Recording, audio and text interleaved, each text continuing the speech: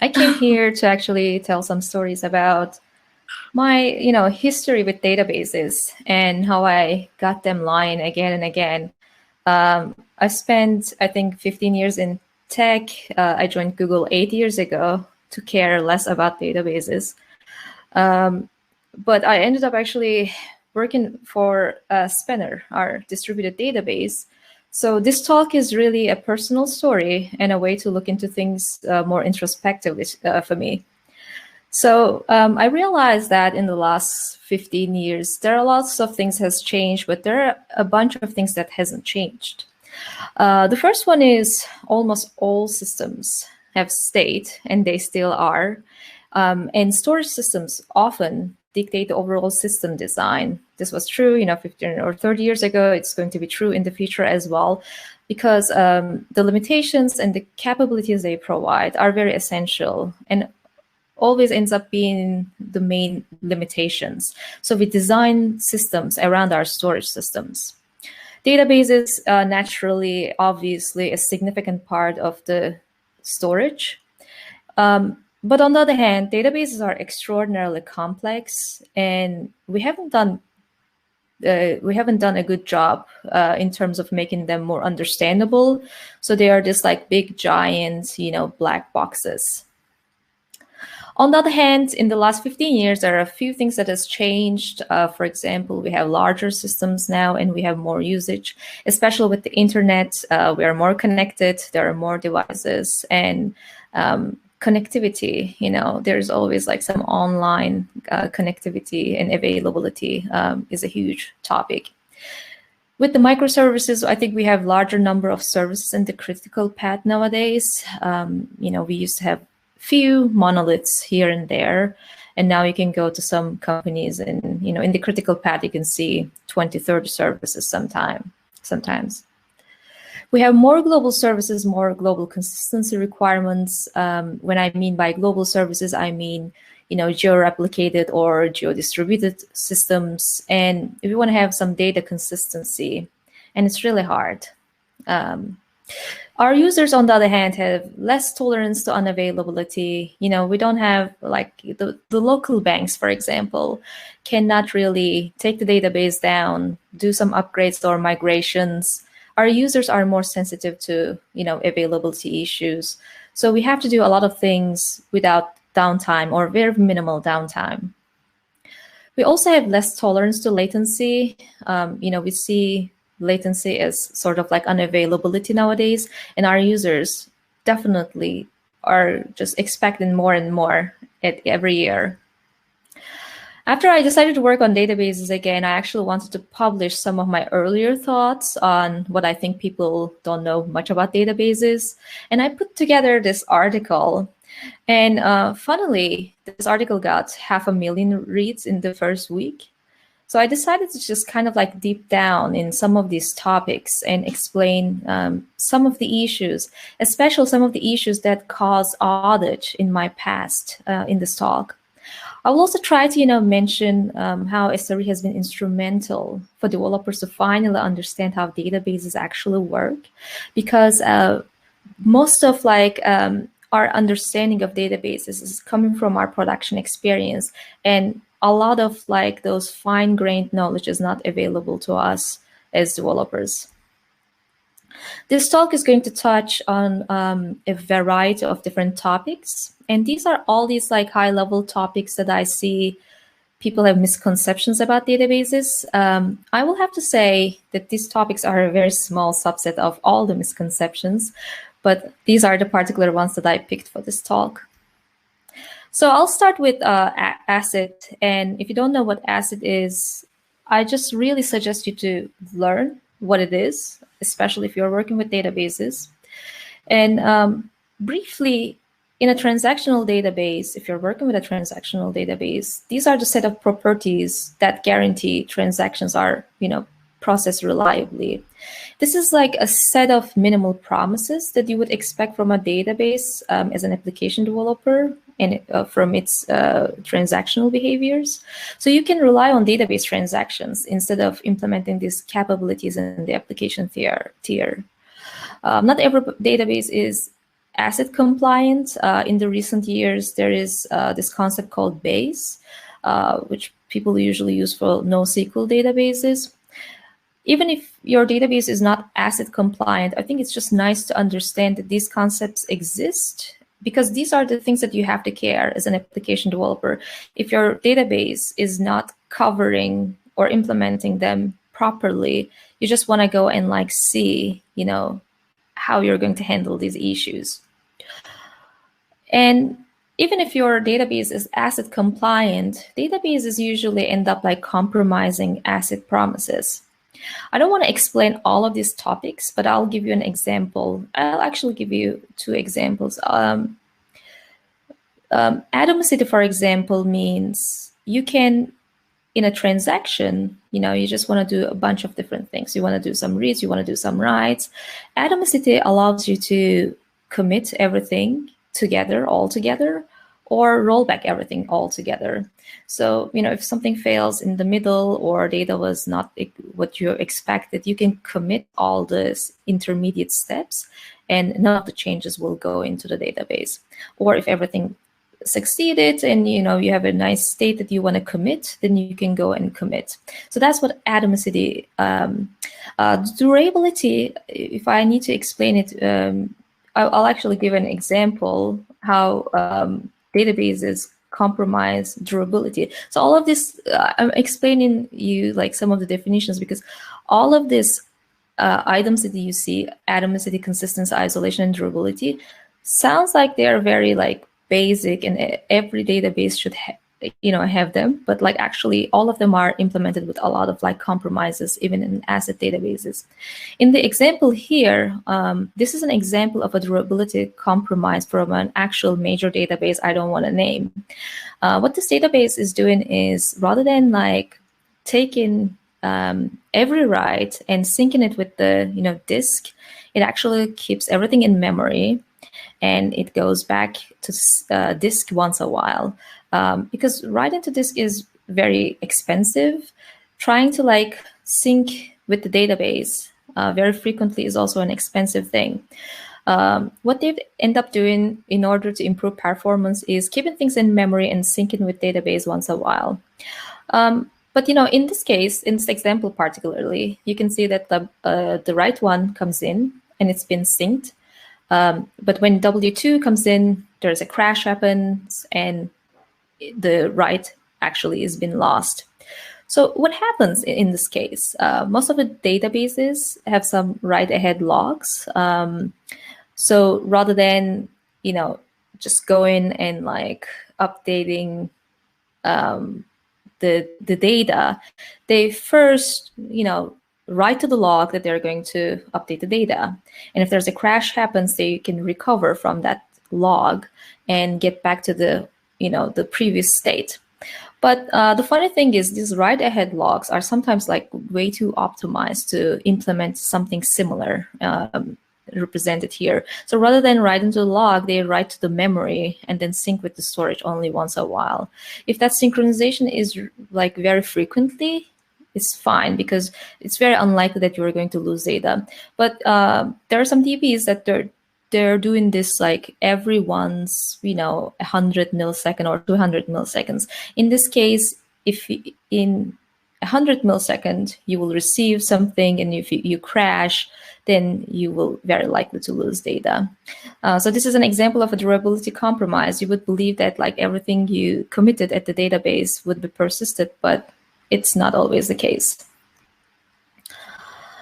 The other thing is, if your database is ACID, it's just not really quite clear how ACID is that ACID.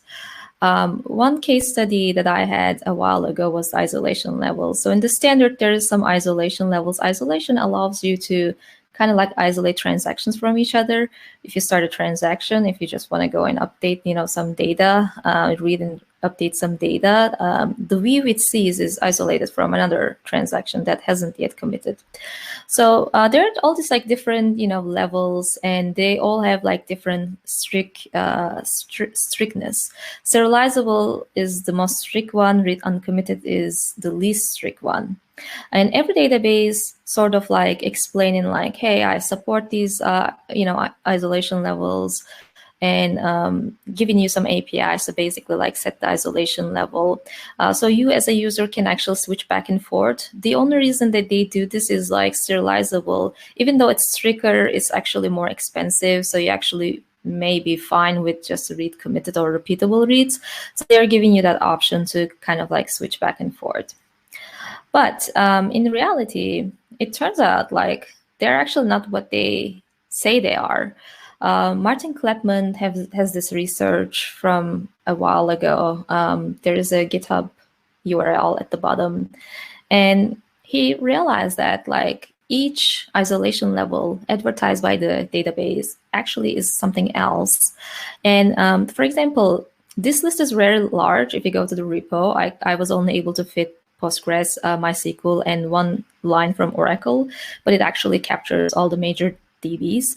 And for example, the read committed isolation level is not really matching from Postgres, is not really matching what MySQL is doing. Or what read committed is actually doing is, if you take a look at this, like concurrency anomalies that he analyzed is not quite the same of what read committed is. Snapshot isolation, for example, is a common behavior, but it's not represented in the standard isolation levels. Oracle, for example, implements snapshot isolation and documents it as it's serializable, like their most strictest isolation level, but it's actually not that strict. On the other hand, Postgres is implementing readable reads as snapshot isolation, and it's a stronger promise. But again, the way they explain things and what the reality is just doesn't really match. So you as a user, when you're migrating from one database to another, if you know the behavior really well, you can't really predict the same thing by just using a particular isolation level. You have to go and like read research like this and learn from your experience what's going on. I work on Spanner myself, and I just realized that we never gave users any preferences to choose isolation levels. There are actually two reasons for this. The first one is our isolation level is much stricter than the standard isolation levels. The strictest in this list is serializable. We actually provide something stronger. And the other thing is, for reads, we give some other capabilities, which I will explain. And I think it's just much better not to mess with the standard isolation levels and provide users some explicit APIs. These problems just, will only start to appear when you start losing data and you start to have like consistency problems. So I'm just giving you a link. If you're very interested in this topic, please take a look. The other thing is ordering of the things. There are two different topics here. The first one is the ordering of transactions. You as a developer, if you're looking at the ordering of the transactions from your code base, it may not really match your expectations. The other thing is, which is actually more scary, is ordering of the operations in a transaction. Sometimes I'm seeing readability is not helping us to see even the execution of the operations in the same transaction, which is very important. So these are making things harder to catch commit and rollback bugs. It's also like hard to catch like transaction retrying type of bugs. I'll give you an example. This was from my company when I started to work at Google. So we had a production issue, and we were trying to understand why one particular transaction was running before the other. And the person who was debugging this was an SRE, and the code base was written in JavaScript. It was a Node.js server, and our SRE was not really, it was not an everyday language for that person. So when you're reading the code, it looks like, oh, we are just starting TX1 and then we're starting another transaction. But actually in JavaScript, these are returning promises. And what is more important is like when you start TX1, it's actually being in the event loop queue. Like it's not even guaranteed that it's going to be starting before TX2. And there was this like mis-expectation. There was an expectation that TX1 is going to start, but because of the runtime and everything and the readability issues, that was not the case. And the way the order that we saw in the source code was basically not matching the reality. And this is a common case. The other day I've seen a more complicated case. If you're using, this is again a JavaScript problem, but I think similar problems happen in other languages, especially if the language has like concurrency features, and it's really easy to just throw away some concurrency around. If you have like coordinators like this promise.all, you may end up like having some interesting bugs. In this case, what the code is doing is like creating a transaction, just querying some queries on that connection, and then waiting for the promise, waiting for everything, and committing the transaction if everything succeeds. If there's a exception, it just rolls back. But it turns out like this promise.all is receiving a catch callback. So in order for you to be able to successfully catch anything, you have to pass another function. That line that is highlighted could have been written like await promise that all promises, comma function, catch error, something like that. And so the user didn't know this was what they were supposed to do, and they were confused because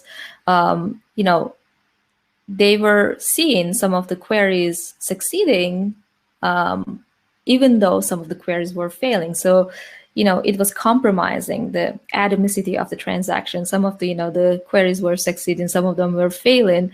And if you take a look at the code, everything looks like reasonable enough. But the actual language ecosystem, the coordinators like promise.all or alike, and the runtime is sometimes making it harder. I will have to say that this is not a case where the problem is our databases, but their client libraries also don't really do us a good job. Like it doesn't give us a really good foundation to catch such issues. Talking about not directly blaming databases, I also want to talk about clocks. Clocks, are never accurate or synchronized. If somebody's telling you the other way around, don't believe them. So you can't really rely on clocks for anything related to sequencing or serialization. This is especially true because application and databases almost all the time actually rely on different clock sources. They're most of the time living in different machines, living in even different data centers. And by the way, even in the same machine, you may have like issues with clock synchronization if you are not using the same source. So, even if you're on the same machine, you may suffer from this problem. People often think that, NTP is a fix, but it's not a fix because when synchronizing with an NTP server, the synchronization, the requests, like due to network, the synchronization has a latency. So an NTP server also is not a solution because there's always an inherent skew in that model. People also suggest like atomic clocks could be a solution, but they're not a solution because it's just like impossible to really go and install them at every machine. And they also fail, so you don't have the the reliability. You need to have more than one atomic clock per machine, and like even having one of them is not possible. So regardless of whatever you use, there will be always a drift. And it's safe to say that timestamps from databases are literally in a different universe than your current timestamps in your application tier. So don't try to compare them and take actions based on those comparisons, especially if consistency is very important for you. At Google, actually, we acknowledge this problem in our APIs. One of the interesting things that we have done is TrueTime.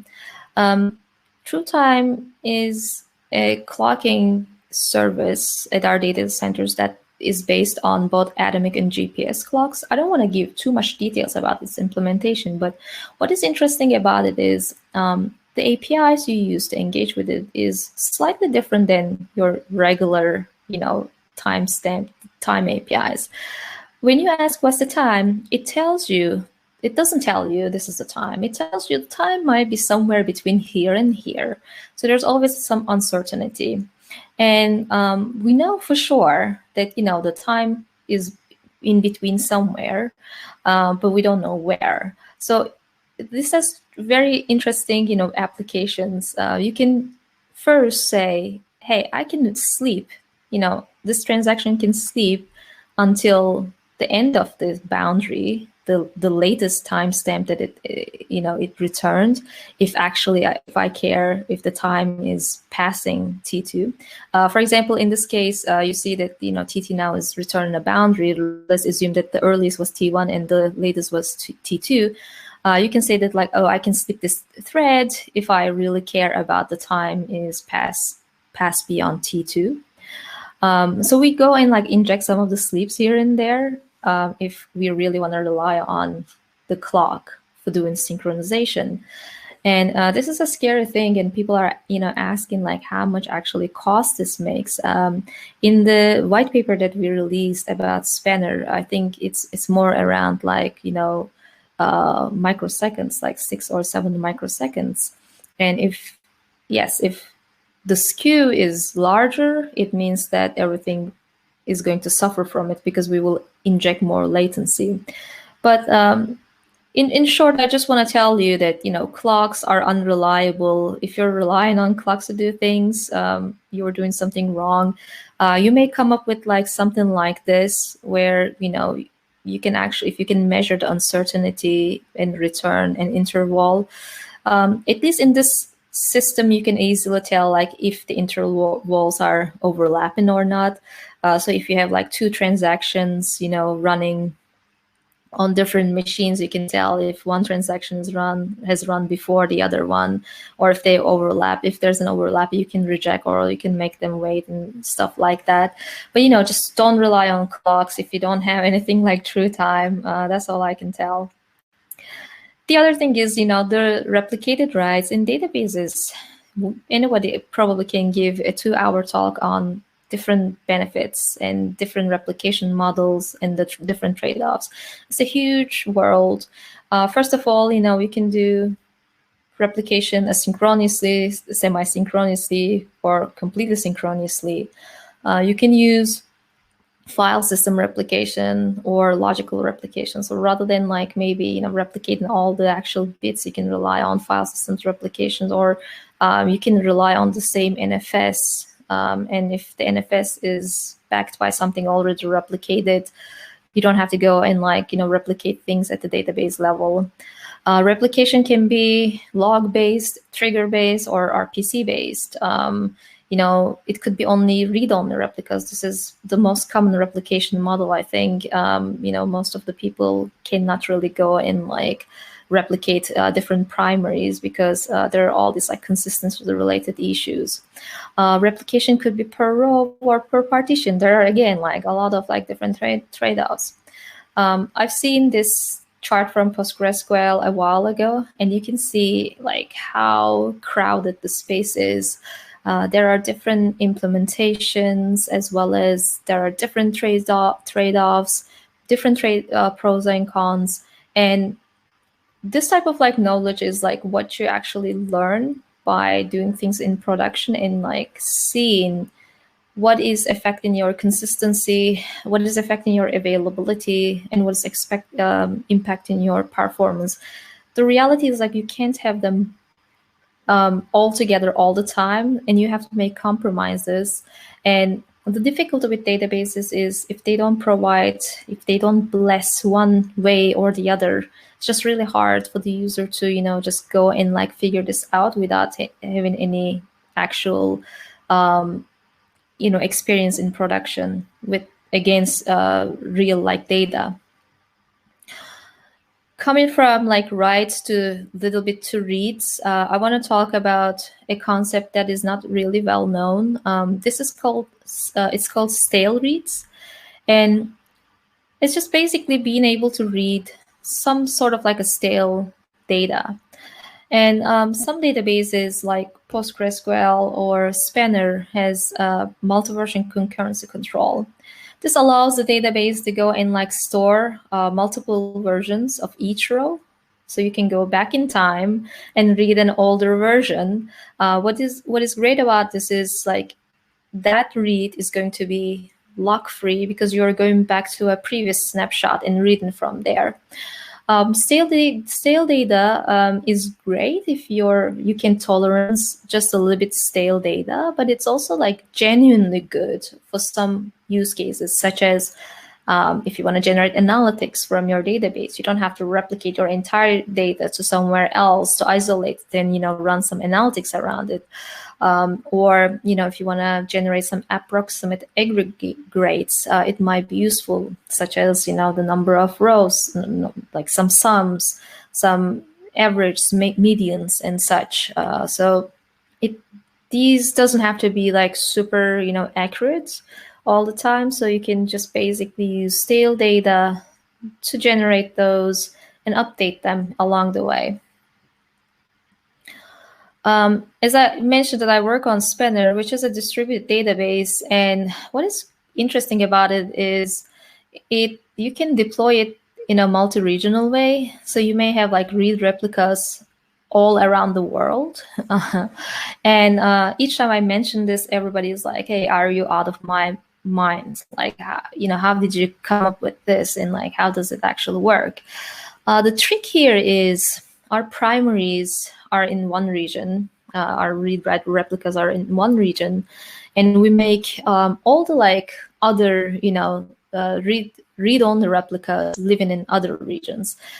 For example, if you want to read, in this case, my primary replica is in the West Coast US, but I have read-only replicas around the world, one in Belgium and one in Japan. And if you're a user in Japan, if the user request is coming from Japan, if your app is fine with this, you can just say like, "Hey, can you give me like 5-second-old data rather than the latest version?" Because the latest version needs to be written through the primary replica in the West Coast US. Excuse me. And the synchronization, if the read-only replica is behind the primary replica, then you may not want to wait for the synchronization to be completed. So you may actually like go and like read some stale data. This is really only a case when you need very little latency. You can also go and ask like, what's the latest versions, and the database is doing this on behalf of you, so you don't have to care. What is more interesting about this is we not just like we provided this out of the box, but our APIs are explicitly mentioning that this is happening. You can build the same model with any database by having some read replicas around the world, and they will get the updates asynchronously. But in the client libraries or in the database APIs in general, you never actually tell the database that like some staleness is fine. On the other hand, in Spanner, what we have done is when you create a read-only transaction, for example, you can set some staleness. You can explicitly say, "Hey, like I'm completely fine up to like 3 minute, old data," and then you can run the query against it. It's just kind of like gives the explicitness to the developers about what they're doing here. And if you don't pass anything like this, you can or you want the latest version, you can also pass that like, "Hey, I want a strong read and I just want the latest data." So they actually understand what's going on. If you try to implement it with like, traditional databases, yes, you can do the same, and you will have a read lag. But when you are reading from a read replica, the APIs won't be able to represent that, and the developers basically won't be able to see what's going on, and will have to understand the internals of your replication model in order to understand that there's going to be a lag between the primary and the read replicas. But in Spanner, I think in the APIs, it's represented. So it's just kind of like makes it much easier for people to maintain and understand the underlying model. One of the complicated topics is latency analysis. And, it's funny because if you ask 10 people in a room what latency means, I think everybody has a different answer. In databases, the problem is very similar. And databases often, when they are talking about latency, they're usually talking about the server-side database latency, not the client-side latency that your application perceives. So if you're looking at, for example, slow logs, some sort of like introspection tools from databases, they will report only the server-side latency, which is great because if you have complicated queries, you want to see and you want to optimize them. But you have to also, consider collecting client-side latency, and you can go deeper and do more, such as collecting more, instrumentation about, for example, connection pooling, to understand if connection pooling was a bottleneck for the client and so on. And also, you want to be able to tell, how much time is spent in networking, right? Like after I start the request, this is how much I waited. And you can actually do some diffing to figure out, the read from the database took, let's say, 10 milliseconds. If you perceived 30, most of that time, like 20 milliseconds, is likely to spend on networking. So you can go and also figure out networking issues. Again, being able to identify, but being able to collect two sides of the latency is very important. And if you can go and dig through and add more fine-grained events, such as session management or connection pooling, it gives you a better picture of what's actually going on. All databases provide something called query planner, and I think the misconception here is people rely on query planners a lot. So the query planners, in a very concise way, they determine how your query is going to be executed. They have two main goals. The first one is obvious.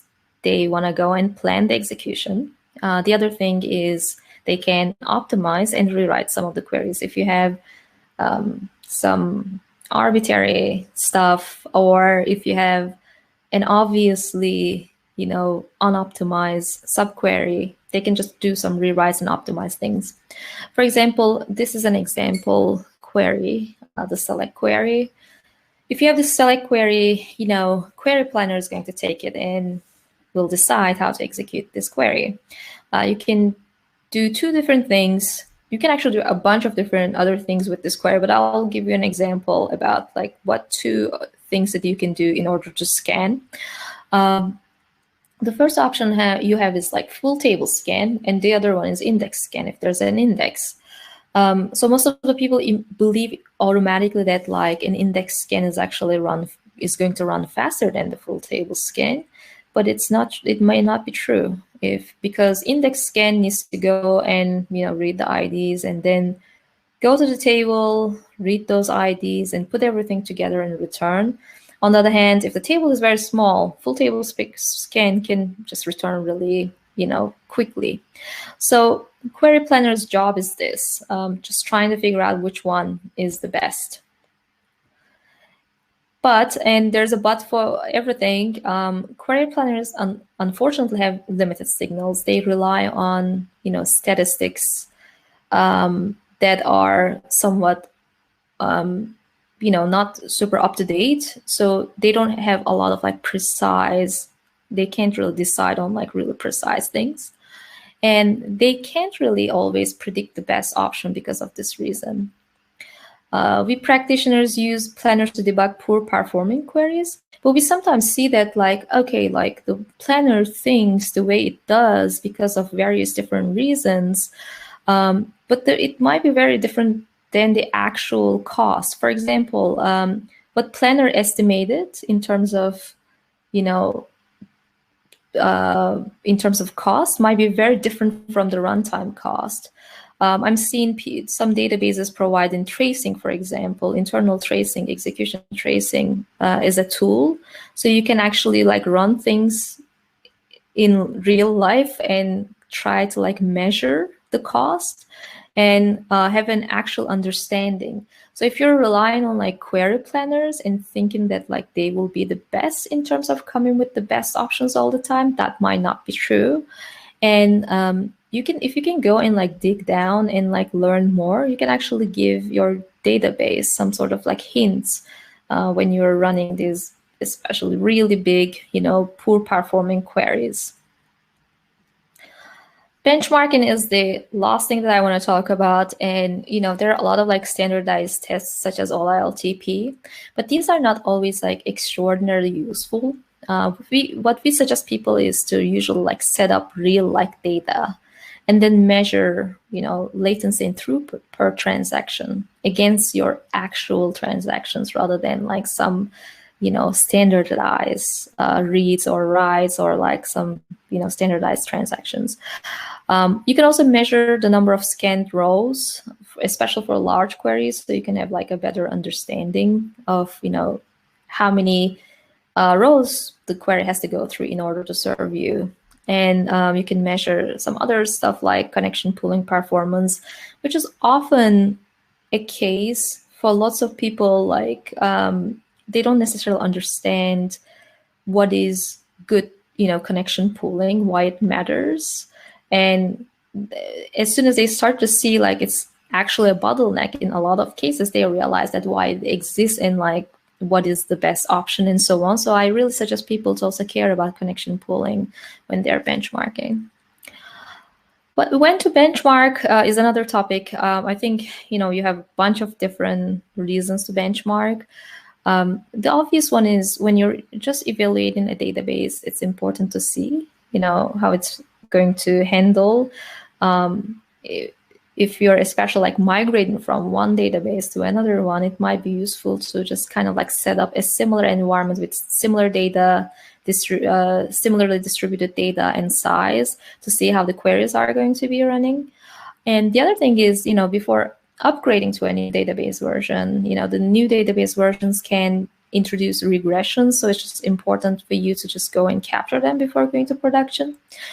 If you are really into this, you can do this continuously to catch like regressions, or if the team is doing like improvements to the queries all the time, I think it's like nice to like continue to, monitor what's going on.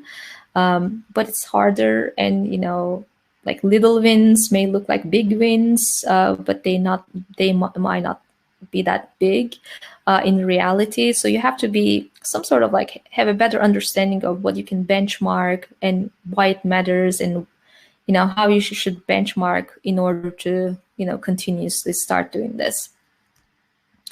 I just want to wrap up by saying that like almost all the databases are under-documented. It's a very long journey for lots of people to understand all these different trade-offs and why databases behave the way they do. So there are a billion of trade-offs when it comes to databases. Don't feel discouraged because you can't see the entire picture. And I really suggest you to rely on what's out there, rely on your experience, and always try to like prototype and benchmark if you want to gain more knowledge before going to production. That's all I have for now. Thanks so much for having me here. I really appreciate your time. And I wonder if you have any questions. Yes, Jaana. Thank you very much for that talk. For me, I know I'll definitely be checking out Span after this.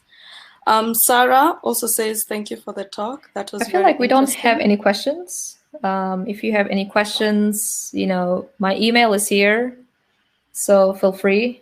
Can you hear me? Thanks a lot. Hello? Oh, 1 second. Oh, sorry, I turned off my headphones. Now they are back on. Can you hear me? Yes. Okay, so we have comments and a question. So Sarah says, thank you for the talk. That was very interesting. Kamal asks, and I'll just read it verbatim. If we recognize that the DB we are running in production is not meeting our expectation, how should we migrate to another database without downtime? Did you ever do something like this? Yeah, so I've done something like this, and there are a few like options. One of them is very popular and like really well tested. So if you want to do it without any downtime, you basically start writing both of the databases at the same time. But during this migration period, one of the database is going to be like your almost like primary. If anything goes wrong with the other one, you will still have like one source of truth. And usually in the beginning, the primary is still your old database. You're still like trying to experiment and see how the new database is going to work. So, but you start writing to both, and at some point you switch your reads to come from the new database. And then there's a period that you test this in product. You're doing this in production and you're seeing if everything is consistent and so on. And at some point you feel fine with that, and you start relying on the new database for your writes as well. And you do everything by step. There are a few blog posts about this. Like the process is actually like really big. It usually takes some time. Like it's hard to do it. Like it depends on the scale of the project, but it's usually for large services. It's taken a while. Like they want to do everything step by step and see if everything is fine. If there's something wrong, they just kind of like go back to the previous state and like improve a few things in the new database. Maybe they can change the schema and so on. So there's a way. If you go back to in my actual article, I mentioned a link. If you go to this article, it's Big Data Know About Databases. There's a section about this, and it gives references to some of the common known patterns. All right, Sinit, thank you very much for that. Elena says thank you, and Jessica Green gives an applause. So I echo those also. So if anybody might be having any other query or question, your Twitter handle is on the website under your speaker's bio, so they can get you there. Your email address is also in the last slide. That's true. I guess they can also get you there.